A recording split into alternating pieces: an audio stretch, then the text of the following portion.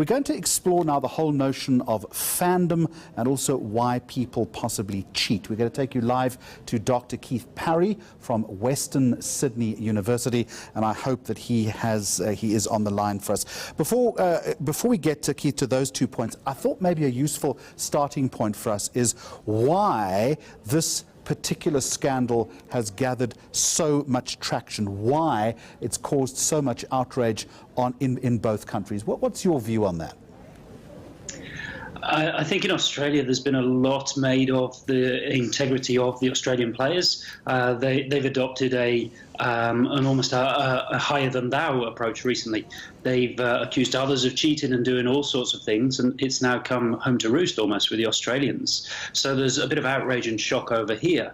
To a certain extent, I think it's the amateurish nature of it. I've spoken to a lot of people here, and Australians are all for knocking their social betters and for playing the larrikin and a bit of a joker.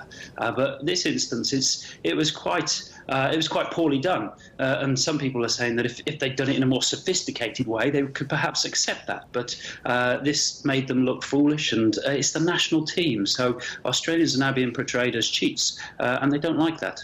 Given that the stakes in professional sport these days are so high, Keith, do you think there is a greater propensity to cheat?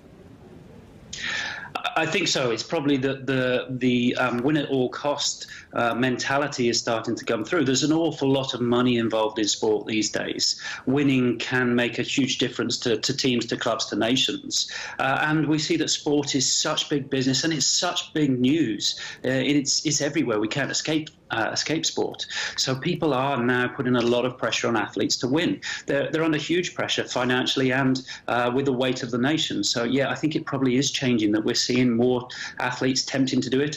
And I guess we've also got increased scrutiny. We've got more media, more cameras around for people to get caught. If it happened 20, 30 years ago, they would probably have got away with it.